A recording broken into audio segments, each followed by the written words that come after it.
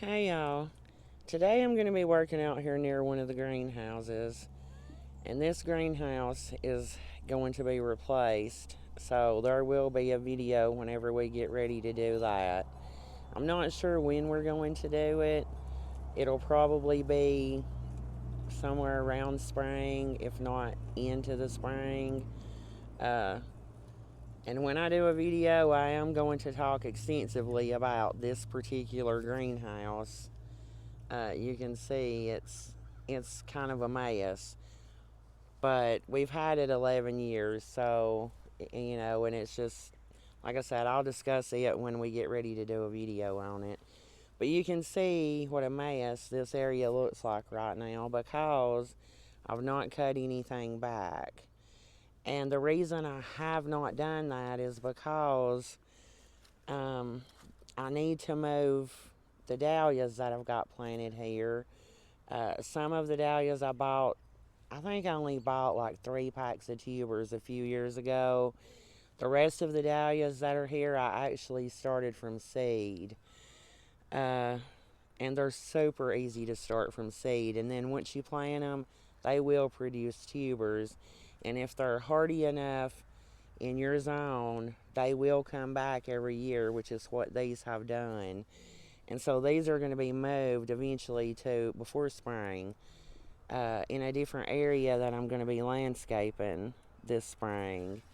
But for now, I've got several things that I need to plant here, so I'm going to go ahead and clean some of this up. And I will cut back the dahlias, but I'll leave the stems up enough to where I know where they are. Uh, and that's why I've not cut them back, because I didn't want to not be able to find them until they started sprouting. I plan on moving them before that happens.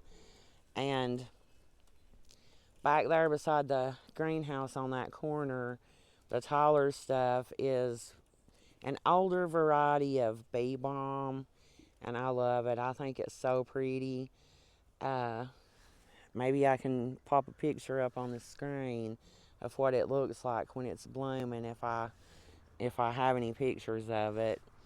Um, and I don't know if I can't tell you what particular variety it is because I think I planted it here, gosh, probably 6 or 7 years ago, and so I don't remember. At that time I was not trying to really remember what plants were, and I had no idea how big it was going to get. And you can see it gets probably 4.5 foot tall. Uh, And I know a lot of the older varieties can be, they can spread pretty bad. This one really doesn't because, like I said, it's been here 7 or 8 years and it's never really got, bigger than just that little corner area. And if you did, if it were to be spreading, you could just come in and pull some of those up because, the roots are attached to the bottom of them. But I'm just going to cut them back because I don't want to pull any of them up. Uh, but I'm going to go ahead and plant. These are asters. I've got 2 pink ones and a white one. And they've been sitting here since fall. I actually got them on clearance at Lowe's I guess at the end of summer, early fall, I'm not sure. I just know they were clearance plants. And they're hardy to minus 30 degrees, so that's pretty hardy. Uh, Basically 4 and above, zones 4 and above. And these will only get 2 foot tall, and 2 foot wide. That's the pink, and this is the white. It kind of looks almost like a Shasta daisy. The pink ones, have a different type of flower, but I think they're really pretty. And since they're gonna stay short, I'm gonna put them here to the front. Directly behind them, I have chives, perennial chives, and they come up in the spring. And when they bloom, they're so pretty. But you can also eat them. And this is the other things that I'm planning on planting here. sort of in between them. I want to plant all of this sort of together. This is the Firefly Sunshine Achillea and or yarrow. We call it yarrow. It's a perennial, and you can see all of this stuff's been sitting outside since fall, and so it's kind of an evergreen for me. So zone 7 and up, it's probably going to be a semi-evergreen for you. And then I have, and since it'll be blooming yellow, I'm going to be doing orange and yellow here together. This is the orange coneflower, and both of these coneflowers are in the artisan family, the artisan line. And so, but this one is going to be 30 inches tall. So, no, this one's going to be, 32 inches tall. And this one is the yellow one, and it's going to be 34 inches tall. So these echinacea are going to get pretty, or coneflower echinacea. They're going to get pretty tall. And so you can buy smaller varieties, but the artisan is, a little taller. And then this is the Agastaki. This is the Queen Nectarine, and it's a peach color. And so I thought it would be really pretty with the orange and yellow. And you can see this is already sprouting. I mean, from the bottom, and it's also, this needs to be cut back because it's also sprouting up here too. So I may whack this back when I plant it. And of course these echinacea needs whacking back too. And you can see it's already trying to shoot up.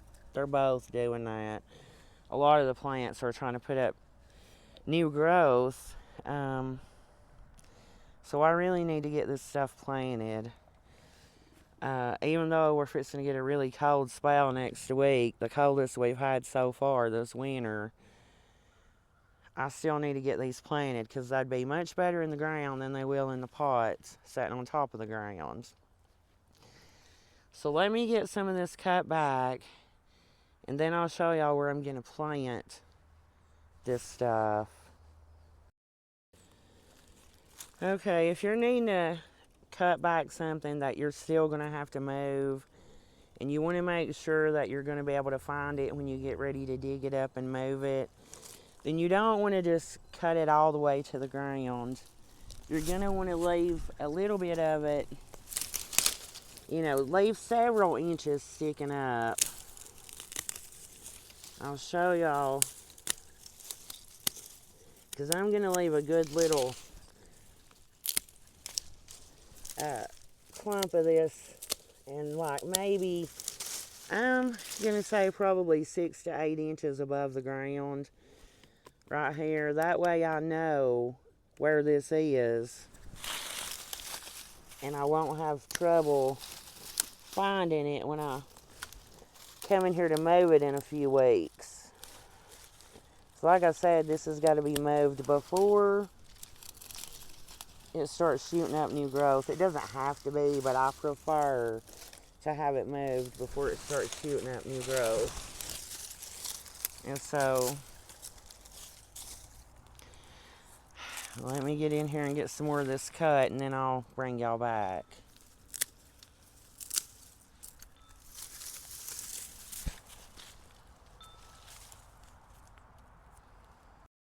Okay, y'all. I've got this semi-cleaned up. It's not perfect. There's still plenty of weeds. And I didn't cut everything all the way to the ground because, like I said, we're going to have some weather next week where for 3 days we're not supposed to get above freezing. And so, you know, this will just be a little extra protection if I don't pull everything out right now. But it definitely looks better. Okay, so this is kind of what I'm thinking here. I'm gonna have the yarrow to the back. It's the one in the center. The two cone flowers on each side. The yarrow, I'm going to divide it in half. Instead of just planting one, I'm gonna pop it out of that pot, cut it in half, and plant two. And then here in the front, I'm gonna have the asters. I think this is gonna be really pretty next spring.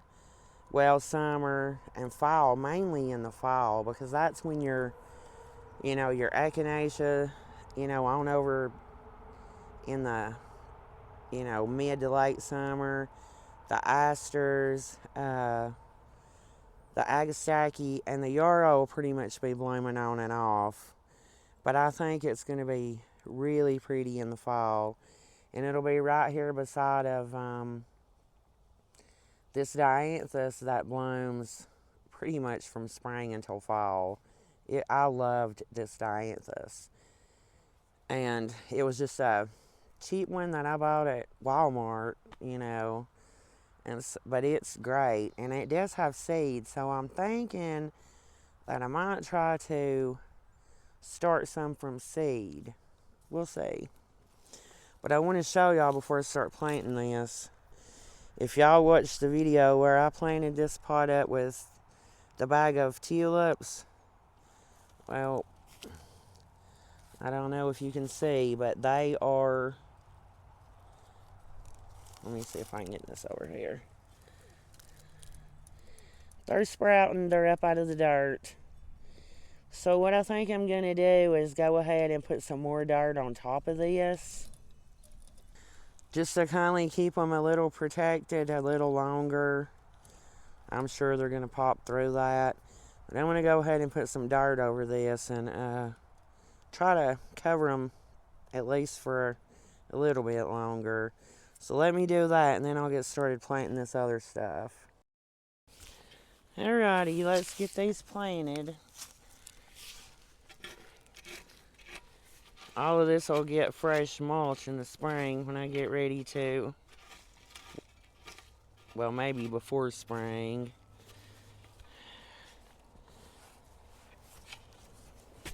When I get ready to finish landscaping this area. Until I dig up the dahlias, it's kind of got me at a little bit of a standstill.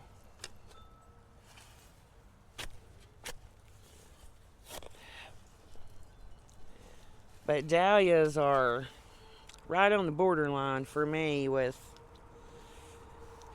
because they're supposed to be like zone 8 and up. And since I'm in between a 7 and an 8 now, I have to kind of be a little careful if I want to continue to grow my dahlias. And I think digging them up when we're fixing to have a really bad cold spell would just be a really bad idea. So I'm going to have to wait till it warms up some.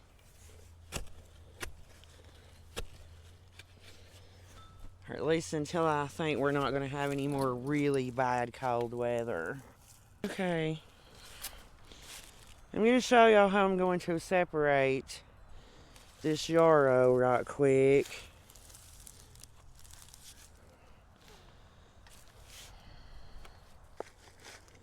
Okay.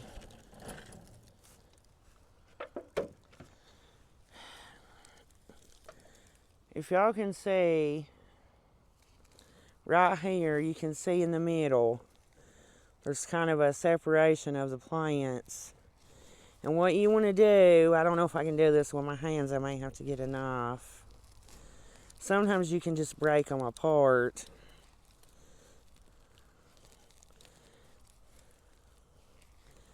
And if you can't just break them apart, which I can feel right there. I'm probably going to have to get a knife. I'll be right back.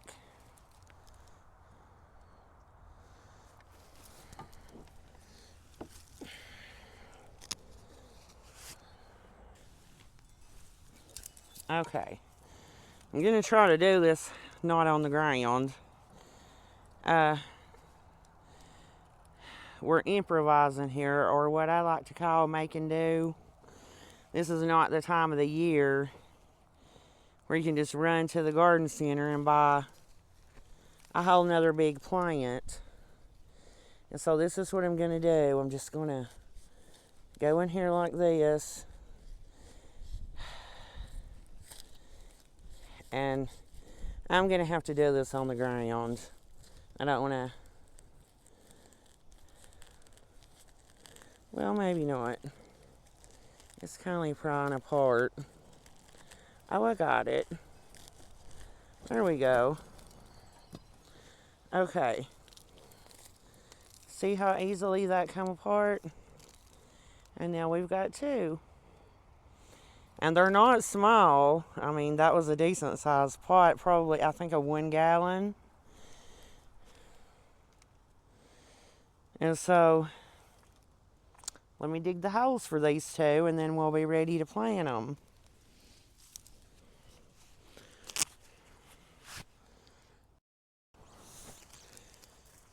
I'm going to show y'all right quick.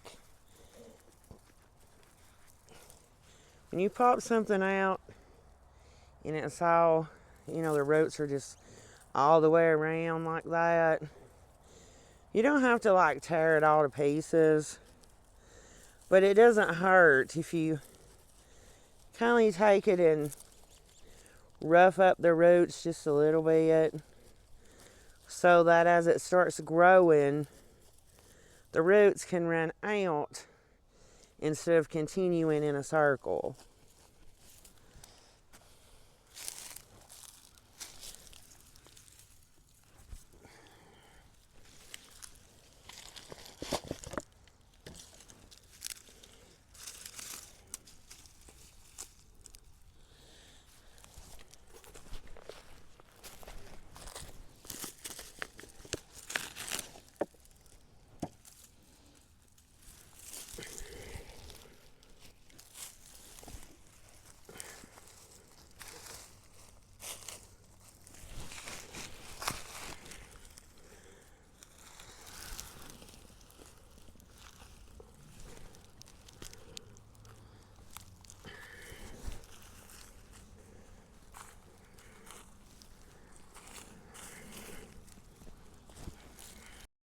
Well, all of that is planted, and while I know it's winter time and stuff is not pretty like it is in the summertime, it's fine, because I can see what it's going to look like once everything starts, leafing out and blooming, and I think it's going to be so pretty, especially, if everything comes up and does fine.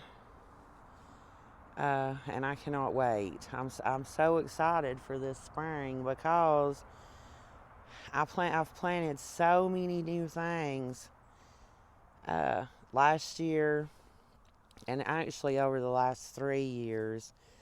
And so a lot of it, with it being its third and some things even the fourth year, I should really see some growth out of it this time. And I'm excited for that. But I've also added a lot of new things that's going to come up and fill in spots. And I cannot wait. And like I said, while this still needs some work, clearly cleaning up, it's fine. It'll be fine. I'll get to it when I get to it. You really shouldn't stress over your gardens, because it's supposed to be a therapeutic. It's supposed to be like therapy for you. And as you can see, I went ahead and covered those up.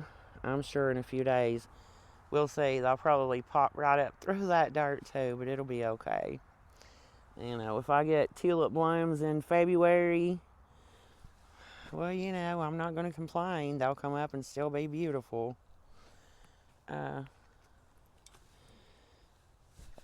But yeah, I guess that's it for this video.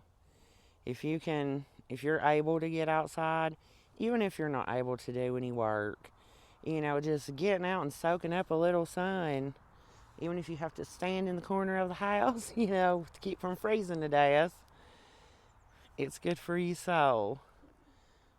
Anyways, until next time, bye.